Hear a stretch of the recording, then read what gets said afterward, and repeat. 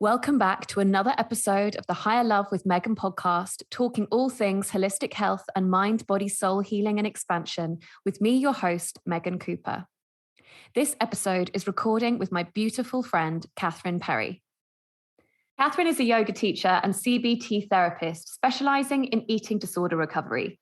She creates vibey, immersive movement experiences to promote body image healing and self-acceptance as part of her yoga business, Almond Blossom Yoga.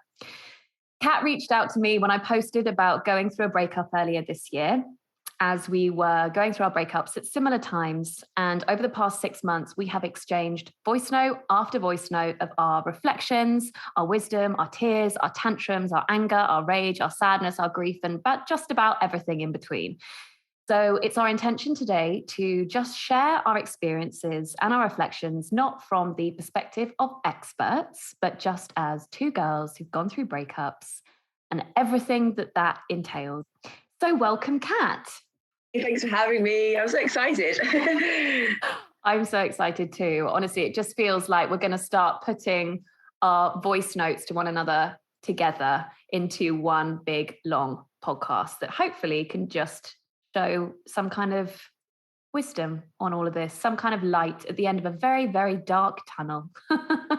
It's been very dark. It's been a treacherous journey, but I think I was talking to my housemate about, the fact that you'd invited me to do this podcast today, and he sort of said, actually, it's a really amazing thing for you, for you to really acknowledge where you are on your journey and how far you've come, because the you 6 months ago would never have been able to fathom that you'd be able to do this right now, and actually you get to kind of be the voice that you needed back then. So it's a real gift. It's quite emotional actually being here and being in as good a place as I am, to be able to talk about it as freely as I am, to be able to kind of share some of that wisdom, because the journey, it's not a sort of smooth sailing journey, is it, recovering from a breakup?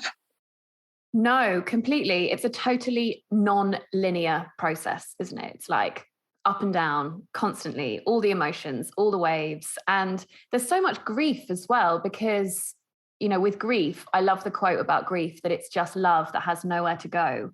And it's like the death of all of your future experiences with that person, the death of everything that you wanted with that person, also a lot of your own shit. Like, fuck, there's so much to navigate.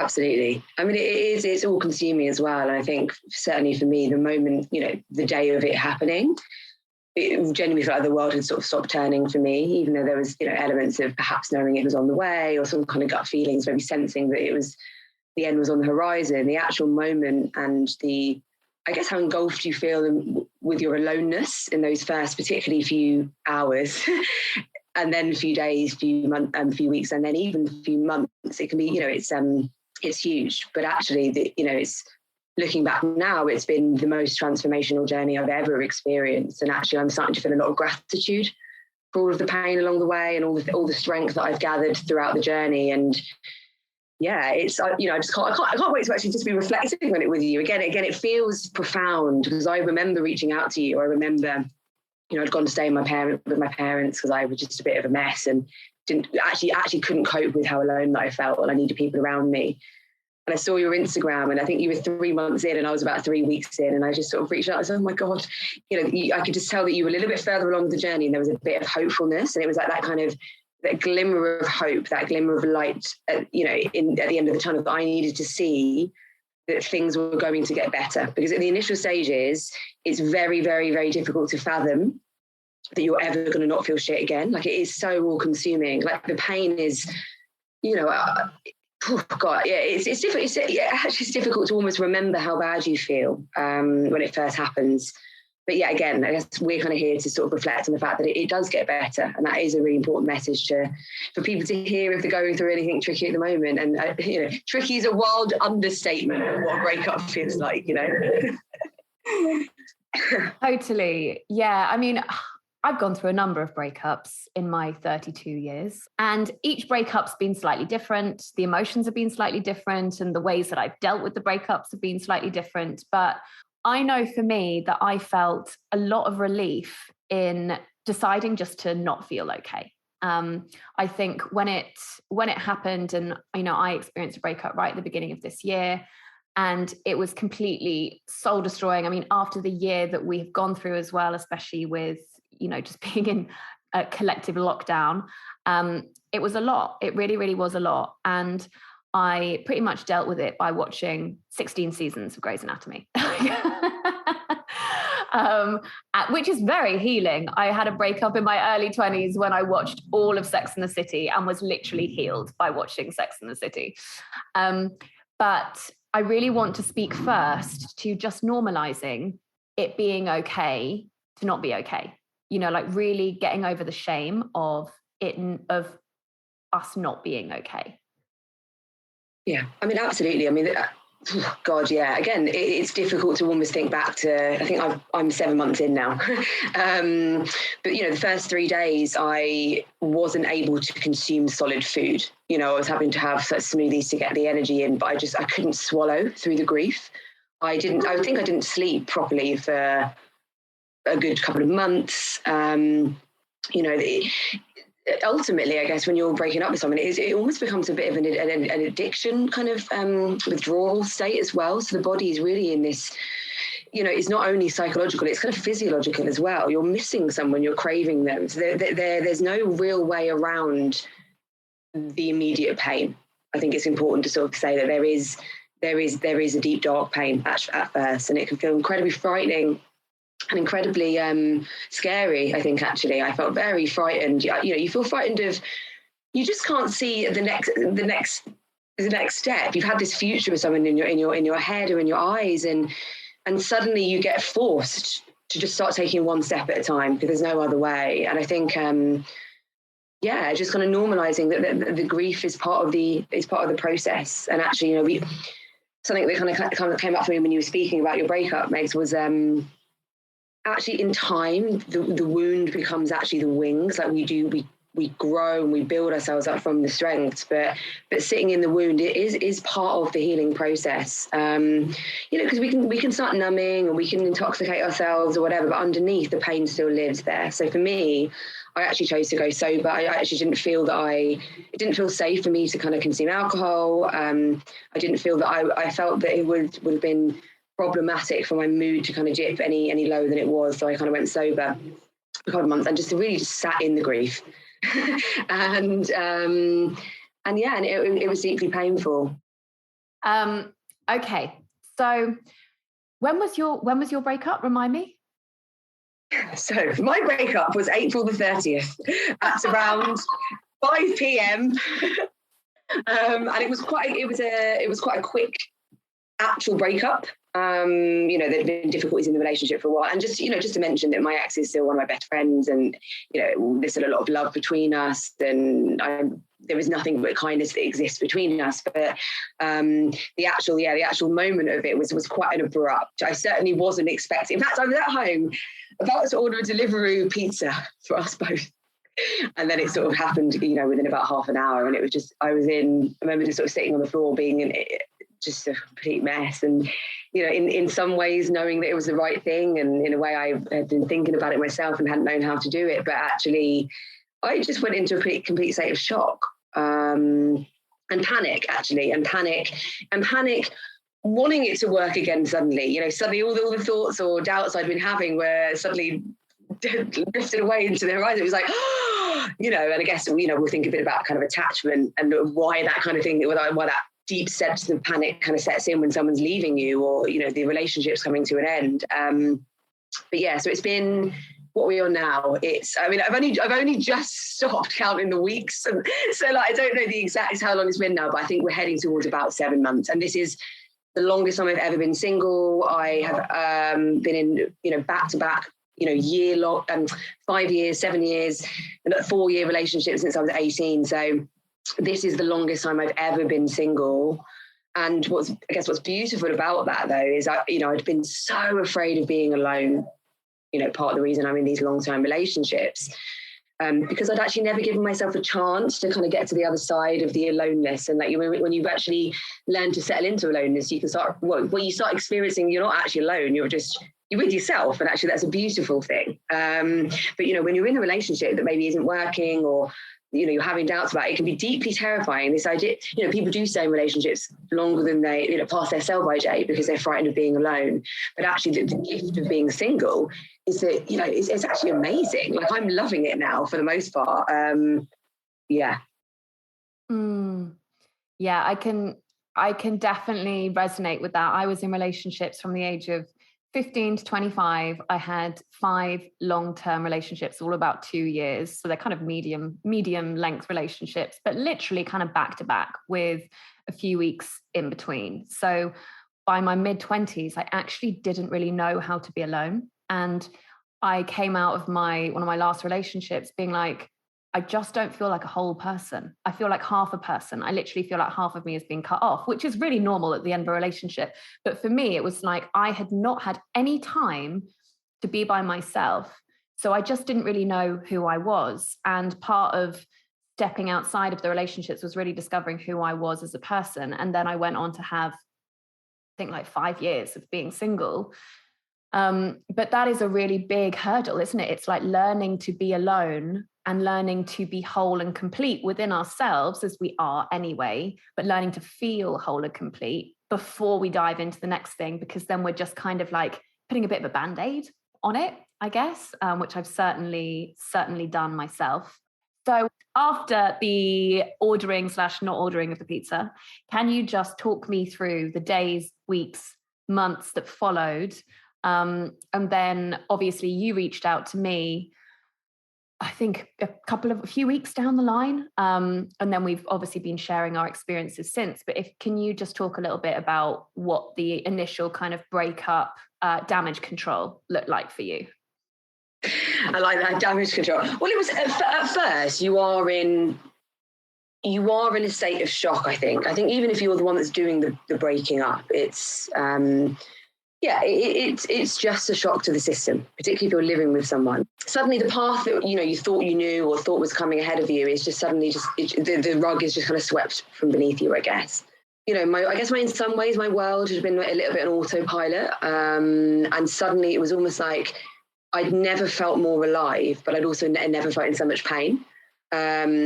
So, it was, the pizza didn't get ordered that evening, shockingly. I just spent, that day just rolling around on the floor, crying and calling my friends. And the thing about breakups as well is that, and this is something I want to actually, work on in kind of new, like next relationships, things like that, is very often, even if we're having doubts, we're not really speaking that openly about things with our friends and stuff. So I think a lot of my friends were actually quite shocked. When I said, they were like, what? Because I've been experiencing these feelings and hadn't really been talking about them, because I guess once you start talking about them, then you kind of have to act on them. You're certainly going to be getting some mirrors shined up against you that make you think maybe you should act. So, obviously, I don't think I speak to my experience of this year as being some of the most painful experiences I've ever experienced in my adult life. So, the life that I can really kind of remember. The grief was unlike anything I'd ever experienced, because it was the first time in my life that I actually kind of knew that I had to feel it. Whereas previously I would numb my feelings or move straight on to the next person and date someone new. And, there's something about this breakup. I just knew, I was like, I have to feel this. And the only way I'm actually going to heal from it is to actually feel it.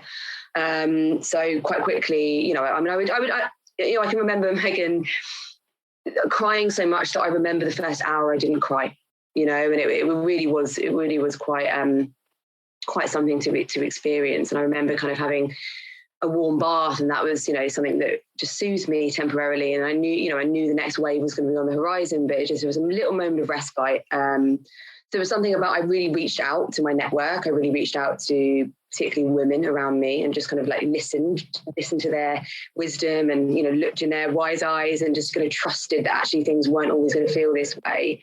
But when you're in that level of deep depths of pain, it genuinely is difficult to believe things are ever going to feel better. I went sober. I didn't drink for 4 months. Again, I really didn't feel that I was in a space where I could allow myself to risk dipping. My mood was so low and I just felt so overwhelmed, and, I was having panic attacks. It really was quite a severe awakening, I think. And I call it the awakening because I think actually who I am now has been profoundly and almost intrinsically changed by the experience in a positive way. But at the time, when you're in the pain, when you're sitting deeply in the wound, you really aren't aware that the medicine is in the wound. It's only kind of when you with hindsight, you sort of see the wound becomes the wings, I guess, and allows you to expand into who you were meant to be. I started therapy. Again, breakup pushes you, I think, to just get your butt into gear with things that you've been putting off. So I've been speaking to my ex about needing to be in therapy for quite a long time about various things, and there wasn't that push. And within about 2 weeks, I was in weekly therapy. I started a group coaching program, and I just allowed myself to be held. I took time off work. I as a facilitator like yourself, Megan, I spend a lot of my time helping other people work through their pain, and I took ownership of I need to look after myself right now, and I took a week off work just to sit and cry and to sit and deal with the stuff. I needed to put myself first, actually, for once, and that's quite an important lesson I think that I've learned, that I'm important too, and then so is my healing. I think they were sort of, and did a lot of reading, and I found being in nature really helpful. And I just go for walks and podcasts, and again, listening to anyone who was further along on the journey. So you might suggest something and I'd do that, or you suggest an account to follow and I'd watch that. And I'm very lucky, I think, in the circles that I move in. So I've got a lot of healers and coaches and stuff. So they'd send me videos, and journaling became a profound practice for me, because it was, again, helping me to externalize some of the pain that I was experiencing, rather than just allowing it all to be trapped inside, and genuinely just allowing myself to fucking scream and cry on the ground. I would scream, I would punch pillows, it was all very dramatic, because it was, I was going through a grief process, and there was, I just allowed myself to really feel the pain. And it has really allowed me to really heal from the pain. I think that's quite important to reflect on, really. I love what you're saying there, because it's like normalizing the not being okay. I think for me, I was very much not okay, but then I kind of fell into but I should now be okay, and really trying to be okay, but not being okay at the same time. And I think that there is a bit of pressure, even from people kind of unconsciously telling us oh, don't worry, you'll find someone else, or best foot forward. All of these things, people are trying to help us, but at the same time, it's really devalidating what we're actually going through. I found that to be really irritating personally, when people were like, you'll find someone else, you'll find someone better. And it's why can't I just be by myself? Why do people think that adding somebody else into the mix is going to fix this situation? Because no, I actually just need to come back to a place of balance and homeostasis within myself. But I think that just the relief that was available to me in giving myself permission to not be okay was just so healing in itself, because it was exhausting, just trying to be okay with it. And actually, when I started responding to friends' messages, being you know what, I'm actually not okay. Or, saying to relatives who were just onwards and upwards, keep going type thing, being I'm not okay. And I'm just going to allow myself to not be okay for as long as I need to, before I'm ready to go on into the next stage. And I think that that's a really important thing to do, because it doesn't really matter how long it takes. I know some girls recently in various sessions and stuff have said to me, oh, this happened so long ago. Why am I still, hooked onto this? Or why is it still affecting me? And it's the healing takes as long as the healing takes, because it depends as well what actually needs to be healed as well, because it might have brought up a lot of triggers or a lot of insecurities or a lot of traumas. And some of those things can take a really, really long time to heal, right? So I think just normalizing that healing process and not being okay. But then also something for me that was really helpful was distinguishing between kind of and this is like a kind of Buddhist way of looking at it. It's like we've got the pain, but then we've got the suffering. So like pain is inevitable because the pain is in the loss and the grief and, you know, the breakup and all of these things. But then the suffering is the kind of obsessive replaying of things. And I noticed that something that I was doing was kind of holding on to, I guess, the identity of somebody who had been in some way wronged, kind of playing victim to it. And there was like a payoff that I was like, oh, if I just stay in this space, then maybe I don't have to look at these things. So that was a big shift for me as well, to be like, oh, okay, am I actually ready to go on to the next stage, to look at the healing that needs to be done, to look at the, let's say, uglier sides of me that perhaps came out and played out within that relationship, and to acknowledge that maybe it was time for me to move on from the initial stages of just being like really fucking hurt to then beginning to do, in inverted commas, the work that needed to be done for the healing. So I think just normalizing, like, however long it takes is however long it takes, but just handling it with like ongoing self-compassion and ongoing self-awareness. So I'm really glad that that came through and kind of in what you were saying. So thank you for that one. Something that you shared with me, which I found super helpful, was the idea of distraction over progress. And this came from Matthew Hussey. Matthew Hussey, is that his name? Yeah. Matthew Hussey. Matthew Hussey played a big role in the initial weeks of the breakup. he was a great asset, a great supporter in my healing. Yeah. Yeah, and for me, it was Mark Grove's "Create the Love." Honestly, if I didn't follow "Create the Love," I don't know if I'd still be alive. You know? I don't know if I could have handled the pain and confusion and torture. So thank you to these humans. If you don't follow them, you need to. Create the Love and Matthew Hussey. But something that you shared with me that Matthew Hussey talks about is this distraction over progress. And I know that in my younger breakups, let's say, I went full on distraction, like go out, get drunk, hook up with people that, you know, you don't necessarily like, you know, whatever, like be with your mates, lots of distractions. And some of that's, you know, good and well, but at some point there has to be the progress, right? The way that you dealt with your breakup was extremely inspiring to me, in that you just went like deep with your own healing.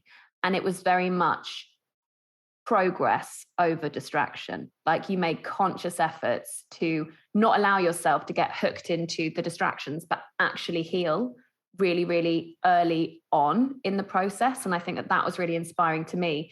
And even though I was 3 months ahead of you in the process, I think that there was a kind of changeover point where I realized that I'd just been distracting myself and you had been progressing. And then I was like, oh, fuck, I need to jump on that train.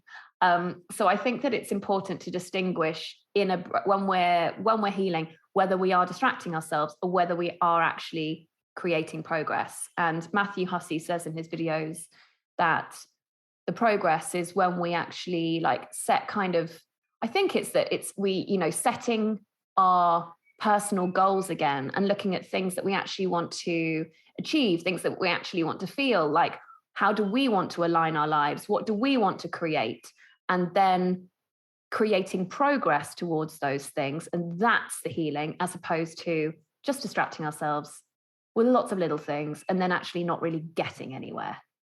I think you're right. I think I really did take the deep dive. I think that, you know, having never been single really for more than about 2 weeks or something ridiculous, I think I just saw an opportunity within the kind of the trauma of the whole thing. That actually, you know, the fact that I felt so broken, that there was an opportunity here for me to really look inside. Because something that struck me as you were speaking a little while ago was taking ownership of my own shit that had been coming up in the relationship. Because I think that I had, you know, it's easier to blame someone else for any problems in a relationship than it is to kind of look inward at the self. And yeah, I guess the breakup for me became a real opportunity to really to take the deep dive into myself and figure out what was going on for me. Like, what were my attachment wounds? Why was I so jealous? What insecurities did still live? Because I spent a lot of my life helping other people with working through their insecurities. And actually I was like, oh, there's actually still some stuff for me going on, and actually really being brave and courageous to really look at that. And I'm still on that journey now. So yeah, I think the breakup, became this vessel for me, I think, or the healing process from the breakup became a bit of a vessel for me to, again, speak more deeply to other people as well. And, I've been very vulnerable on my Instagram. If you want to go and have a scroll on my page, the whole thing is just kind of weaved with the breakup and pockets of wisdom and videos and stories from the things that I was learning along the way. And there's a space for the wallowing. There's a space for the sitting and the crying. And actually, in honesty, I had a panic attack 2 weeks ago and ended up contacting my ex. And, luckily we're really good friends, and we'll have that space that I even need to talk to him as I think I can. But, it ebbs and flows, the recovery journey. And it's not to say that the pain has completely disintegrated. Like, it still pops up from time to time. And, the nature of a breakup is at some point people are going to be moving on, and that comes with a whole new bubble of wave of pain, I'm sure, as well, that is yet to kind of be experienced. But there came a point where I was like, I can't, I'd cancelled all my classes. I wasn't teaching anymore. I just didn't feel like I could. And it got to the point I was like, I can't let this experience stop me from doing the things that I love. So actually for me, the progress was coming back to teaching, actually, and allowing myself to be vulnerable in those spaces, and actually, developing new, even more empowered classes that were kind of maybe more of a freestyle movement. They were less rigid as I almost became less rigid in my own healing journey, and kind of, learned. A breakup teaches you to move with the flow of life. We spend so much of our time trying to control every aspect of our experience, and suddenly we're thrown into this abyss of, I have no control, and I can learn that even when I'm in the abyss, I'm still safe. And that was a really profound learning experience for me, which I'm still going through now. Thinking about starting to date again, and I'm still in this mad abyss, of, I don't know what's next. I don't know who the person's going to be. There might be several more people, who knows? But actually, like, beginning to trust, and this has been a deep part of my own journey, and it particularly has come up through the coaching circle that I'm in, is it's safe to be in the unknown. It's safe to not know. I can not know and still be kind of completely okay. So yeah, for me, it was just, this experience became an opportunity for me to dig deeply and to really begin to heal some of the stuff. And actually, the truth is, I actually feel better than ever. I feel calmer than ever. My gut feels really stable. I actually have a relationship with my gut now when I listen to it, when it's telling me things. Whereas before I just ignored it. I know me and you, Meg's, have been a similar journey actually, with, beginning to understand our nervous system and some of the gifts, actually, the wisdom that lives in the gut, and our kind of physical experience of life.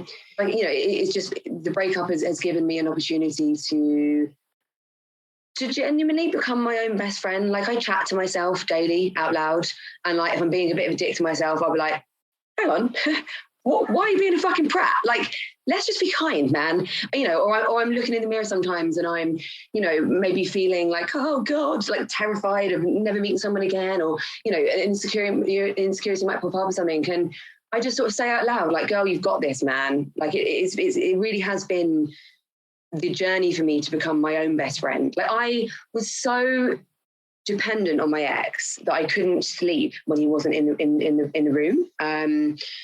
Or like if he was away or something, I just would be out panicking, and, just all this attachment systems getting flared up, and what's going on? He's the most lovely person in the world. Nothing was going on, but my attachment system was going on, right?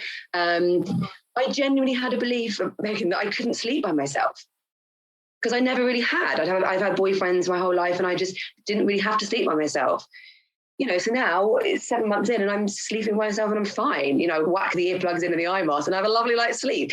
But, the only way we can, I guess, learn from these experiences is to lean into them. And I think that's what I did do very bravely. I leant into the experience. I accepted deeply that it was going to be fucking painful, but actually that, the way out of it was to allow that to heal. with compassion, with kindness, with loving awareness, and actually with reaching out to people going through similar experiences, like hence why we've connected in such a deep way, because there is something to be said for people not going through a breakup. It's a bit like, obviously a bit like childbirth, like people forget how bad it is, right? Like when you're not in a breakup, you forget how fucking horrendous it is. When you're going through a breakup, the people I've connected to most have been people like yourself, other friends who have, maybe recently been single, or because they get, actually, it's not something that gets better in a month. It's a day by day, hour by hour, week by week kind of healing experience. And it's been so invaluable to me having people like yourself, on the journey. And we just talk through it. And actually, so talking, journaling, all of these different things. Yeah, I guess I decided I wasn't going to let this kind of destroy me. I decided that I was going to let this help me heal, and it's done that. And it's a gift to be where I am now and to be doing this. Like, neither of us would have thought we'd be able to do this 6 months ago, and yet here we are. Absolutely. Goodness, I had so many tingles at various points whilst you were speaking. But yeah, honestly, like the voice notes that we have exchanged over the last 6 months, like some of them have just been like crying. I'm not okay today, crying. And yeah, it's how valuable that is to just be able to show up as yourself. It's like we do connect with others through just being raw and being vulnerable and being authentic.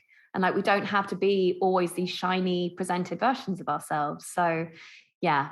Misery does love company as well. Oh yeah. Oh yeah. So something as well that you too have something that you have imparted your wisdom on around, and I know that you're not an expert in this, but it's just something that you've been reading a little bit about, is attachment theory, and you've mentioned it a little bit in what you were saying just then. And attachment theory is, looking at the way that we attach to others, I guess, through being anxious attachment, kind of a balanced attachment, or avoidant attachment. And I don't know very much about this. I've kind of can witness little patterns in my own behavior. But can you just talk a little bit about that? Because I know that that's something you've leaned into that can be quite helpful for other people to hear about. So yeah, I guess the first thing I sort of recommend is just going out immediately and buying yourself the book Attached. Actually, before that, I would buy The Unexpected Joy of Being Single by Catherine Gray, which then speaks to the book Attached, hence why I bought it. And it has just been quite, I'm only halfway through, I have raging ADHD. So for me, finishing books is a bit of a challenge. But Attached is by Dr. Amir Levine and Rachel Heller. Yeah, again, we learn about attachment theory and I think psychology A level. I just hadn't really, I guess, thought about it for a really long time. And then as the breakup unfolded, and as I began to look back on the breakup with a more rational lens and, with my feet kind of more firmly grounded into the earth, I was just able to look back at patterns within the relationship. Some parts of the relationship did bring out the worst part of me. I felt very jealous or very emotionally activated about certain things. And yeah, I guess without kind of speaking about it in too much depth, there was, anxious and avoidant attachment styles within people tend to kind of connect. And it can be quite an interesting dynamic in a relationship if the wounds aren't healed within the relationship. So I guess what's important for me now is that it's enabled me to see the patterns, to see the elements of myself that need to be worked on. Our attachment styles, we can't really fully change them. They're an inbuilt kind of pattern that's pretty much been there since childhood, really. And that might be because of relationships with family or various different things. But what we can do, and I think this is one of the main things about any kind of recovery from anything, so breakup, addiction, and whatever it is, eating disorder, is it's about developing awareness. So actually, it's about developing awareness of when the patterns are arising. And when we have awareness, we then just don't kind of immediately react into the same pattern. What we can then do is start to notice the pattern arising. But, okay, I've been activated, I've been triggered. The trigger and response are different things. So we then get to make a different choice and behave differently. Also for me, I naturally do have an inbuilt anxious attachment style.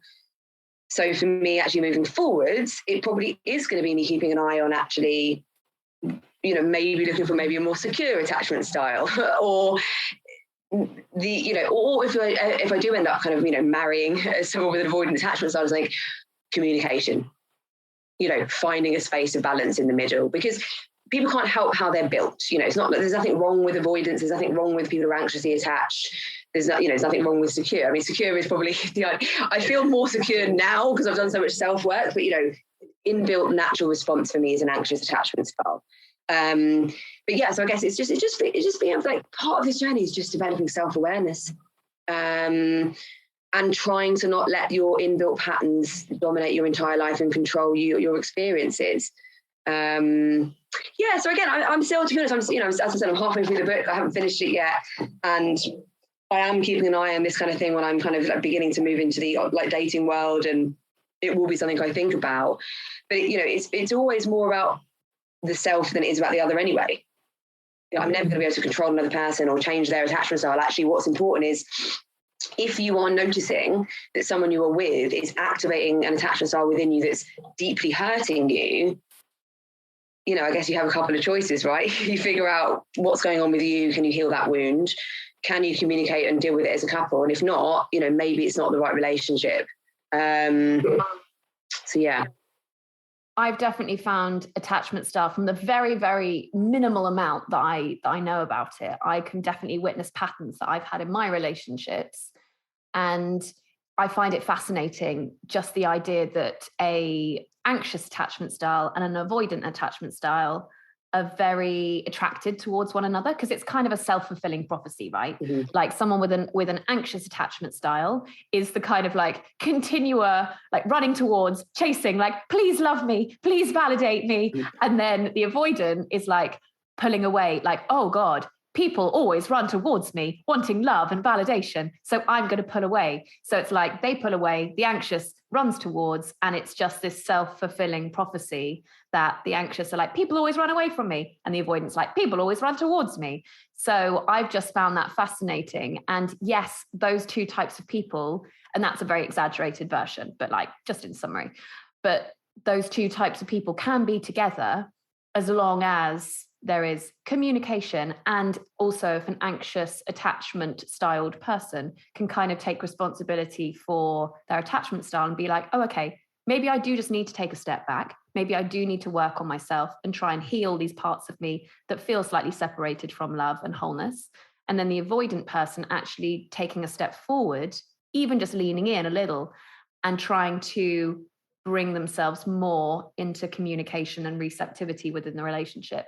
I just find it fascinating looking at those dynamics and taking responsibility for the way that we are and the way that we are received within a relationship. I can definitely see parts of myself playing out in that, for sure. That's really key there, taking responsibility. And I think that, this is the first time, certainly for me, that I've ever done that or had to do that. And also, we all move at a spectrum, right? So there's parts of traits of me that are avoidant, there's parts of me that are secure. With my ex, there was a massive part of him that was secure in many ways. Like he was don't want to go into too much depth about the actual relationship. It was very, I don't have a bad word to say about him, genuinely. But it's just something about these kind of deeper imprints that are playing out. And actually, if we number one, most people aren't aware that's what's happening. I wasn't aware that during an argument, my attachment system has been flared up and was activated. Mm. And I was just like, why am I, after reflection of it, why am I going so crazy? Like, but actually it was just, it's an inbuilt, it's like an imprint that's, until we can be, number one, aware and then take responsibility for it, it will just keep playing out. And actually lots of people are stuck in relationships where this cycle is just playing out. And actually, things like the book Heartache is really good because it's sort of saying, it does give you a bit of a toolkit of actually how to work. You might be in a relationship that is kind of problematic or tricky and dynamic, and there's ways of kind of healing that, or it might be that it's just not the right relationship for you. It's also okay for relationships to end. And I think that's been some quite good learning for me as well. That we survive. We don't stay stuck in the worst part of the story. Like life continues on beyond the end of a relationship as well. Absolutely. And something that you mentioned to me just before we started recording was, and it's something that you've mentioned to me before as like a way of you coping with the urges of like wanting to text them and stuff. this was something that struck me always as something that you were a lot more sensible at, because I'm very much like, no, I tell everyone in the moment exactly what I'm feeling and thinking all the time. So if I'm angry towards this person, they're going to get an angry text from me immediately. And like, I would reach out to you and be like, God, I'm feeling so angry about this. Like, I think I just want to share it. And you'd be like, Megan, I think that you should just wait a little bit. And I'd be like, too late, it's already gone, bye.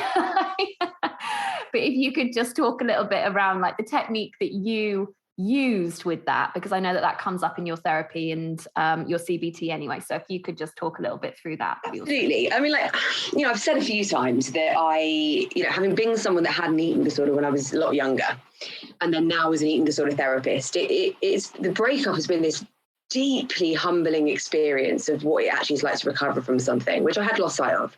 I'm so far along in my own recovery that sometimes I've lost this like connection to how hard it is to recover from something, right?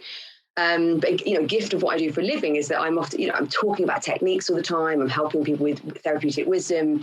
So suddenly all this stuff that I've been talking to people about for the last 2 years as a therapist, urge surfing, delaying, like distracting yourself until the urge passes.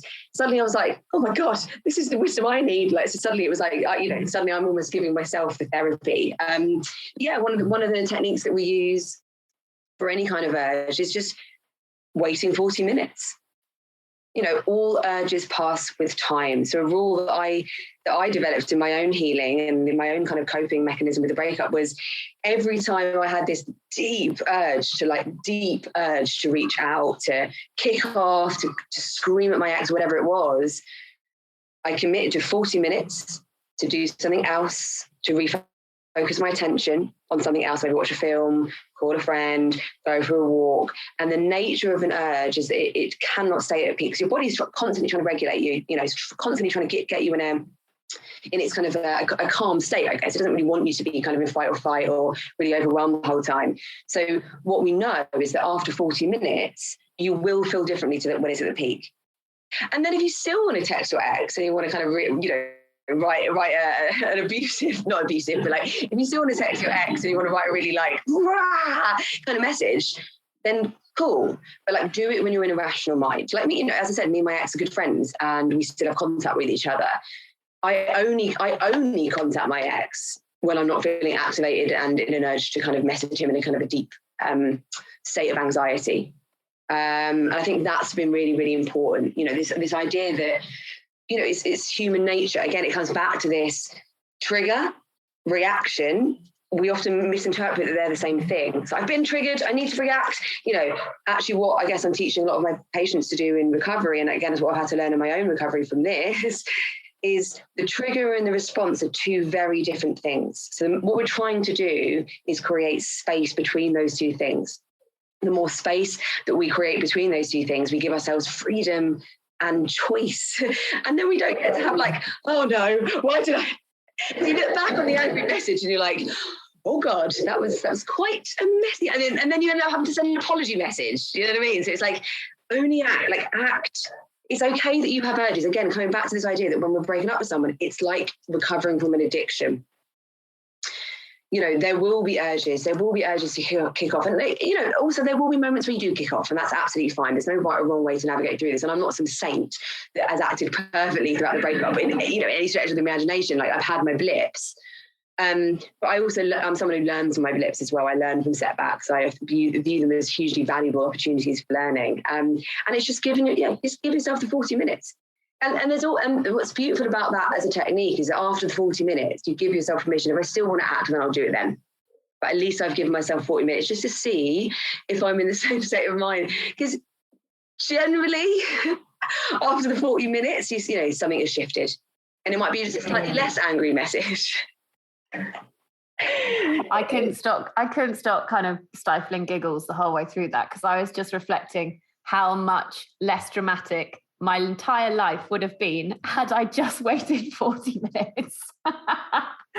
Oh God, I've definitely sent, I would say, a lot of angry/abusive messages within the 40 minutes that I possibly should have just waited on. And actually, since you imparted that wisdom on me about 6 months ago, I think I definitely got better at that. And I now choose to like sleep on things as opposed to sending things in the here and now, because I know certainly like as a very emotional person, not in terms of like emotionally unstable, but just I feel things very deeply. I have lots of words. I like to express myself. I know that for me, I can want to express myself in the here and now as I go in real time. And actually, it can be slightly more advantageous to just wait. So that was great wisdom that you shared with me. And thank you for sharing it with the rest of us. Yeah, and also there's also, let's get it seriously right. I have a lack of impulse control. This is not something that comes easy to me. And there's times where you just do need to react in the moment, or like respond in the moment. There's, it's not like it's never okay to respond in the moment. But I guess what I'm always constantly trying to do is do things with consciousness. And I just know for myself now, when I'm in a state of like, wah, that's usually not the best time to reach out to someone, like an ex-boyfriend for me. But again, it's all of it's learning. And, we figure out along the way what the right thing is for us. Because it's also tuning in, I think we spoke about this as well, throughout the voice notes, throughout the voice note relationship is, how do we feel after? How do we feel after we've sent the abusive text or the angry text? How do we feel after? Because it's not only the moment, it's are you getting these like really difficult kind of vulnerability hangovers or just whatever it is that's coming up for you. So it's tuning into like, and that would also go for things like sleeping with exes and things like that as well, right? It's all well and good in the moment, but actually like how actually are you feeling after? And it's just, it's this constant navigation through learning and unlearning and getting to know yourself really and what works for you. Yeah, love that. There was something, the next thing that I kind of wanted to go to, which for me was a really, really helpful piece of insight, which I got from, again, Mark Grove's Create the Love, where once you've got over the initial shock of a breakup, going into kind of review mode of the breakup, that being important, and looking at ways in which we have abandoned ourselves in relationships, which when I heard those words, I was like, oh, that's hefty. I think when we come out of a breakup and we're still in that kind of shock phase where we're looking back at the relationship and being like, oh no, like that was such an amazing relationship. They're the person for me. We're supposed to be together, and and all of the kind of stories that we tell ourselves. And then actually we go into review mode and look at those ways that we abandoned ourselves. That for me was really punchy. Because there are ways, when we're in it, we don't necessarily notice. But for me, I could definitely identify places where my boundaries had been overstepped, my needs hadn't been met, where I hadn't spoken my truth, where I had literally abandoned myself, where I'd literally abandoned my own needs and my own desires. And I think that when we can do that, it allows us to start healing as well. And I think that there was also a grieving process that came up as a direct result of doing that kind of mental review. And I mean, I didn't literally sit down and write a list, but just a very, very quick, short mental list. But I think that there was a grieving process in that, looking at the ways that I had actually abandoned myself.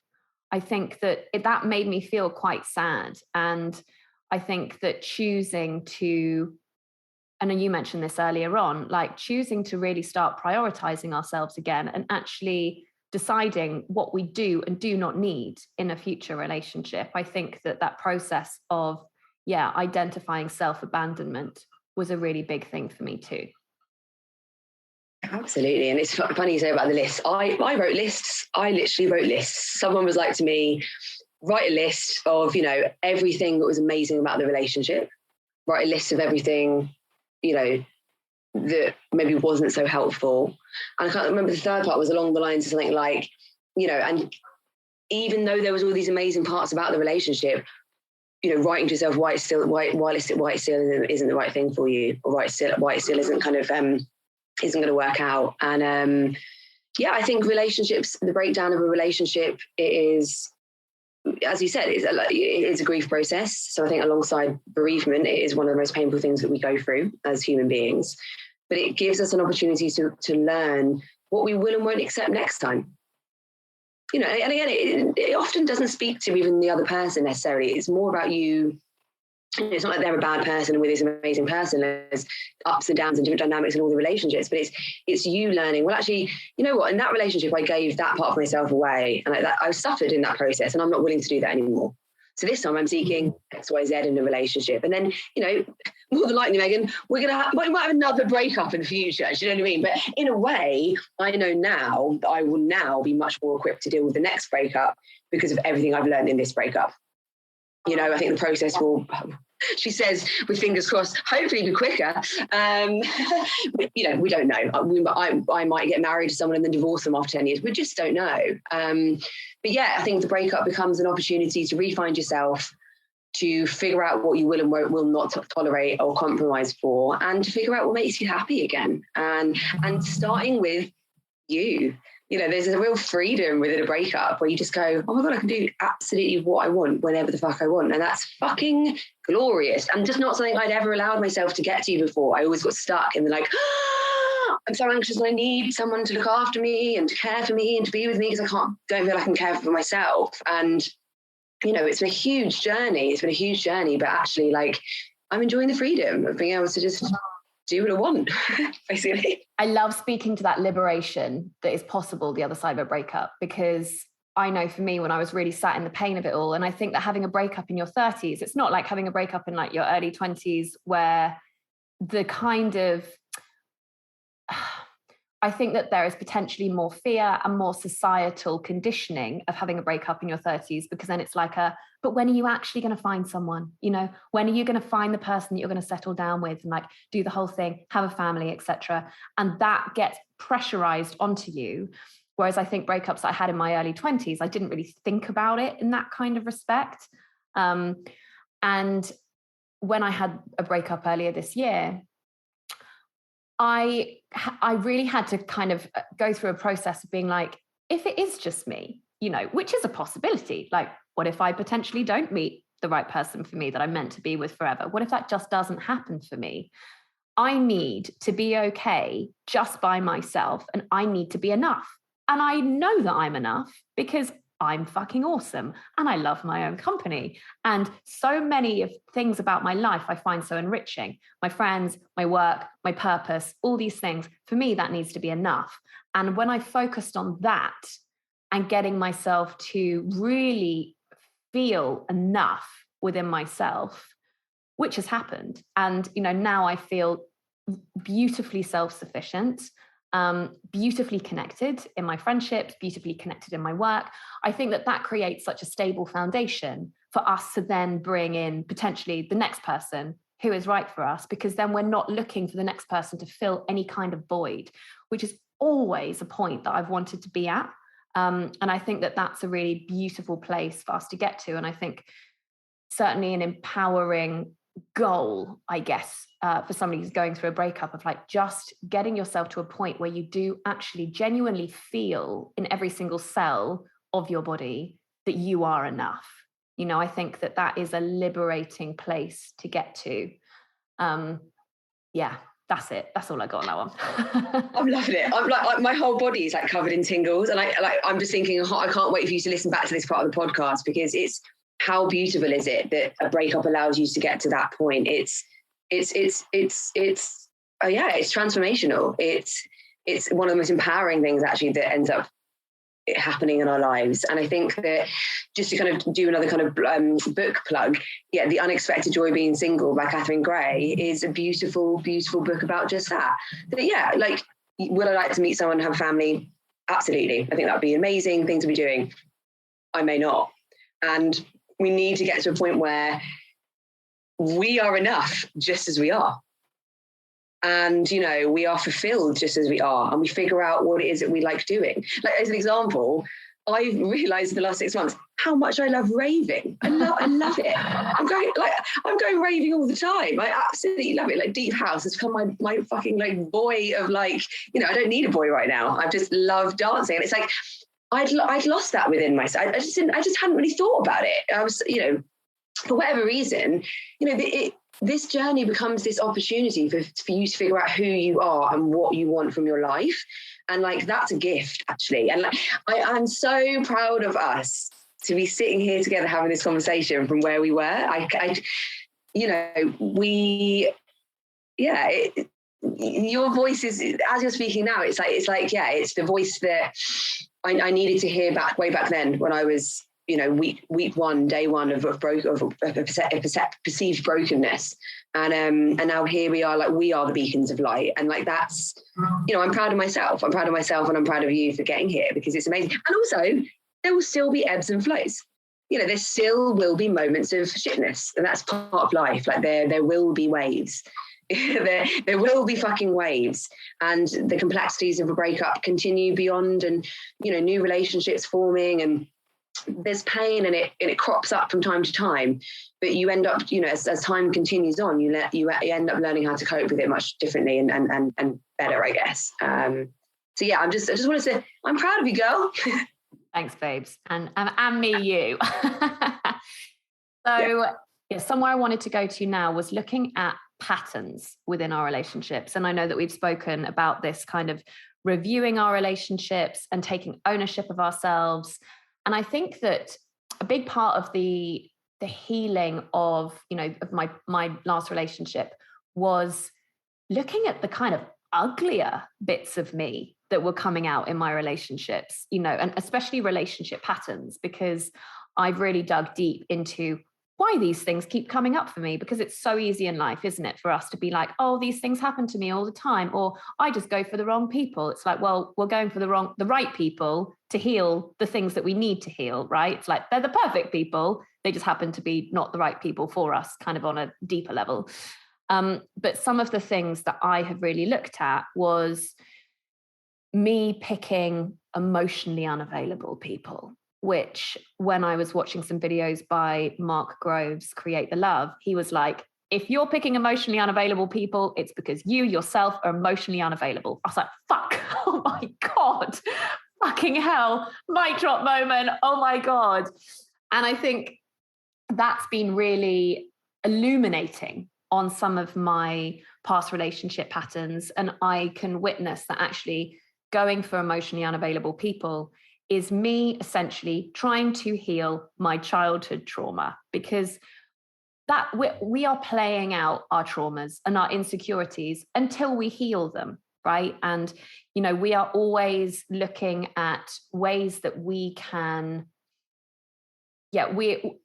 our whole attitude towards relationships were modeled very, very early on in our childhood. And we're trying to recalibrate, we're trying to balance, we're trying to learn about ourselves, and we're trying to receive love in the way that they were and were not modeled for us.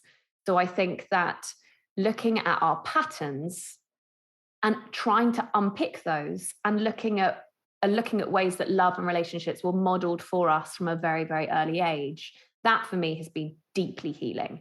And I know that for me, and I've laughed about this with multiple clients who have a similar thing of literally kind of going for emotionally unavailable people, and it's like, we need to receive love from them. We need to receive validation from them at all costs to our personal well-being. And, I did a session, an EFT session on what that felt like for me. I was like, I literally feel like I get up and I run at a brick wall, and then I bounce off and I dust myself off and I get back up again and run at it again. Like that for me is kind of how some of my relationship patterns have felt with going for emotionally unavailable people, and actually healing that early trauma around emotional unavailability or not receiving love in a way that I needed to receive it or have it modeled for me.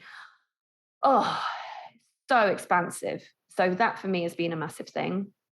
Secondly, my pattern of picking projects. Ugly, right? Like picking people who I get to fix, who I get to mold, who I get to change. When I saw that, I was like, oh God, that's so ugly. And just taking ownership of that, and like not judging ourselves, because we don't need to judge ourselves. It's just kind of ways that we're trying to heal ourselves or voids that we're trying to fill. But me picking people that were open to changing, that wanted to change, who weren't kind of maybe secure in their own identity, that I got to fix, that I got to model, picking the projects, and therefore like having my wounded healer playing out of like, I get to feel needed and I get to feel validated, and all these like horrible, gritty, ugly things that when I could witness it by checking out my patterns was like, oh, okay, that's ugly, that's gritty and punchy. I'm not going to judge myself for it, but it's just things that I need to take ownership of. It's just things that I need to look at within myself and heal so that I can stop playing out this fucking boring pattern, because this pattern's not good for my life. And it's making me have all these really shitty breakups and bringing on my suffering. So those for me have been really, really illuminating things. And I mean, you've talked about this a lot, that like essentially when we have relationship patterns, you know, our breakups give us the opportunity to do the inner work, to do the healing, to look at what's really going on, to dig into our traumas, you know, and our insecurities and our role in choosing the situations consciously or unconsciously. But like we do keep choosing these situations. If we're not actively fixing or healing the traumas and insecurities that we have, we are going to keep choosing these situations in order to try and keep healing it over and over and over again. So those have been like really illuminating things for me. Have there been any other patterns or anything for you that you have not already mentioned that have been particularly revealing for you? I think one of the main things that has come up for me through the healing from the breakup is that it can be very easy to sort of to think that you're kind of done with the healing journey. You're like, you know what, I'm good. You know, I've done a few layers of healing and I've done this and I've looked at this and I'm kind of okay. And I think sometimes these circumstances or experiences come into your life to just kind of keep reminding you that like the healing journey is lifelong. You know, there's no, oh, now you're healing, you're good, you know. I think actually, Megan, I think both of me and you are probably going to get into quite different relationships next time we do. I think the type of people we might be attracting might be quite different. You know, not better in any way, but just different, because again, you know, everyone's suited to someone, I guess. And then we're going to have to be continuing to heal our wounds within the dynamic of a relationship. And I think that that's what's going to be different for me in this one, is that I'm going to be going into my next relationship with so much more self-awareness and so much more awareness of the patterns that are likely going to keep playing out. So I guess for me, it's just this idea of, I think, just accepting that this is an ongoing journey for me. That actually we can heal outside of a relationship and through a breakup, but we can also heal within relationships. And I think that it's difficult to heal within relationships if you're not aware of the patterns that are unfolding. I think that's kind of what happened with me, is that I didn't really know about attachment theory. Like I'd heard about it briefly at A-level or something, and I just had forgotten about it. So, you know, and to be, you know, me and my ex having a relationship, and I've spoken to him a bit about some of this stuff, and you know, it's quite a healing thing to be able to look back on the relationship, even with the person, with love and with care and with kindness. So yeah, I think that's it really, just an awareness that like the journey's ongoing really, and I feel amazing with where I'm at the moment, and I've made so much progress, but actually that, you know, there will be more waves in the future, but I just feel more equipped to deal with them this time around. Amazing. You also had some like good quotes and like other content and stuff that when you did a little plot synopsis of your past content from the past 6 months, there were loads of beautiful things that came up. So maybe you could just share some of those pearls of wisdom. Absolutely. So I was like scrolling through my Instagram, just like, what wisdom has come through in the last 6 months? So a couple of things, just actually, you know, I think we've touched upon some of them, but just like the deeper you heal, the deeper you feel, the deeper you will heal. You know, just allowing yourself permission to feel the pain and knowing and trusting that actually that's the feeling of the pain is the way that the pain actually is allowed to kind of transmute and move through us. The not a wave is out of place. You know, like things are as they're meant to be. And that can be if you're going through a breakup with someone, you're going, that's my person, I'm meant to be with them or something. You know, the reality is at the moment, for whatever reason, you're not with them. And there's something about this kind of acceptance of things as they are. And then again, being able to make conscious choices to move forward. If they're your person, you'll come back to each other. But the only way you're going to come back to each other and have a different relationship that functions and works is if you're doing the work. So actually, like, not paying attention to what they're doing on their journey, just keep doing the work, you know. And but yeah, not a way without its place. Like, you are where you are on your journey. You are where you're meant to be on your journey. I love that. I'm just going to speak to something within that just came up for me whilst you were speaking. Is I think that's really important. It's like not fighting with reality, because, like, you know, when my last relationship was ending, it wasn't my choice. Like, I didn't want the relationship to end, and I couldn't understand why. And there were so many logical reasons why it shouldn't. And on the face of it, we should be together. And I just did not get it. And it was kind of like me just accepting it without understanding it was when I could start to move forward, because I spent ages trying to understand his thought processes, ways to make it work. And I couldn't get it. And I was like, but we're supposed to be together. You know, this is supposed to work. And holding on to that and not accepting the situation because I was trying to understand it was just a massive head fuck. So we are able to accept something, I think, without fully understanding it. Because when we just don't take it personally, and when we accept that we can't really understand what's going on in the other person's head, or because they've also got their own insecurities and traumas and fears and goals and everything. It's like, we are all individual people. But when we can start to accept something without trying to get our head around all the what's, where's, how's, and why's, and just accept it, then we can start to move on. So that was something that came up for me as you were speaking. So thank you for that. Yeah, absolutely. And I think that what's come up for me there is something that my coach, Ray Dwyer, you know, shared with me at one point throughout the journey, was this idea of, you know, if it's right for them, it's right for you. Maybe it doesn't feel like it in the moment, but in time. You know, so there's something really, they're quite profound in that, I think, actually. And yeah, quite a lot, and like, lots and lots of wisdom. And like Mark Grove says, it's like, if they're not choosing you, like, thank God, someone else will. You know, it's like, we just continue to try and get people to choose us. But actually, if they are not actively choosing you, then bye. Which he does in his bit. He's like, bye, red flag, bye. I'm like, I need him to just live in my house for a bit, you know? It's so hard. Like, you know, we are speaking to this now with space and time. Yes.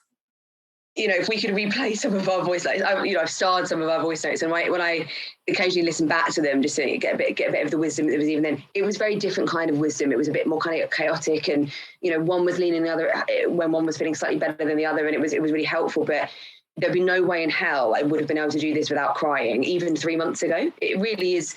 It's only recent. It's only, I'd say, in the past 3 months that I've stopped counting how many days I'm not crying. As in, like, I've stopped being able to be like, oh, great, I didn't cry this week. But, you know, finally, I've moved to a point where it's more rare that I am crying as opposed to not crying. But yeah, I can't remember where I was going with that now. But yeah. Tangent, come back. So yeah, I guess, like, just thinking about sort of like, other quotes, but something else I just wrote down, you know, as part of the journey was, don't forget to have fun. You know, and I think that, you know, for me, it's been raving and going to festivals and spending time with friends and just doing new things and being brave in that experience. Because again, we can get engulfed in the grief, and actually motivation follows action. So, you know, there is a space for sitting while I'm in bed, covered in chocolate, surrounded by wine, absolutely. But there's also a space where you have to get out of bed, and you have to get out of bed and have a shower and go to the shops or put on some makeup, not because you feel like not because you feel great, because you know that without doing that, you're never going to feel great. Like, at some point you have to allow the process to start moving on. So I think there's something to be said for, like, small things every single day. You know, for me, it was honestly, like, the amount of yoga classes that I've been to this year and just sobbed, like, to the level where the teacher has, you know, had to come over and give me a big cuddle, just because she could just see the grief, which is, you know, a gift for some of the teachers I have the pleasure of practicing with. But, you know, the volume of sobbing is, you get to the point where you're like, I don't know how I'm still crying, because I don't know where it's, I don't know how many tears, where are the tears coming from? Like, when's it going to end? But, you know, also I was doing the things, I wasn't feeling good in the yoga classes, but it's the cumulative effect of your body starts learning that actually, okay, Catherine's just doing yoga again. This is what she used to be doing. She used to enjoy this. And then one day you notice the shift. So it's this kind of build up of action. It is time. Time is a beautiful healer. And, again, I think both of us are where we are now because of the time that's passed, but it's also committed action steps. If you decide I'm going to sit here and I'm going to engulf myself in grief for the next year, then it will be difficult for you to move on.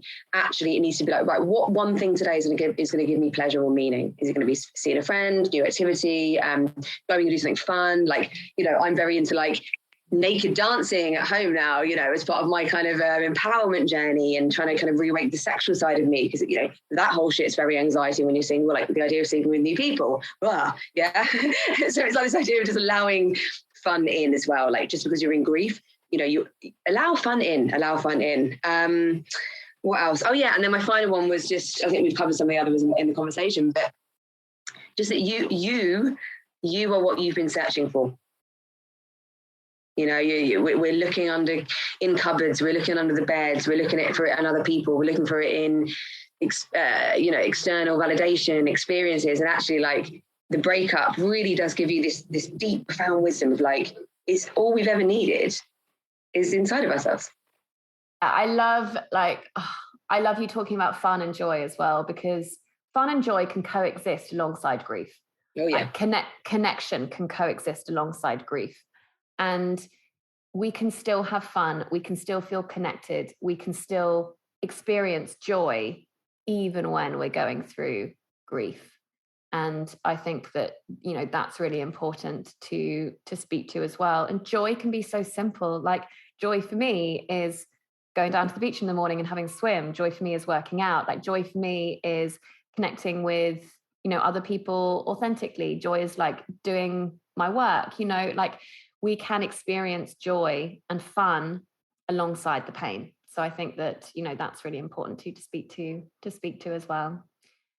Oh, my love, all of this has been amazing. I can't think of any stone that we have unturned, I think, in our breakup experiences. So hopefully this should just act as a bit of peace, solace for someone who's going through something, and also just to demonstrate that, to just be an example of what breakups are actually like, because there is so much pain, there's so much suffering, but then there's also so much growth and expansion the other side. So thank you so much for your time, also for being my absolute rock and soldier over the last 6 months. I feel like we have really gone through this together. So thank you so much, my love, and thank you for sharing all of your wisdom as well on this episode. It's a gift to be alongside you on the journey, my love. If anyone would like to get in contact with you, your Instagram is Almond Blossom Yoga. If anyone would like to join your classes or your therapy, is there another way to get in touch with you, or just your Instagram?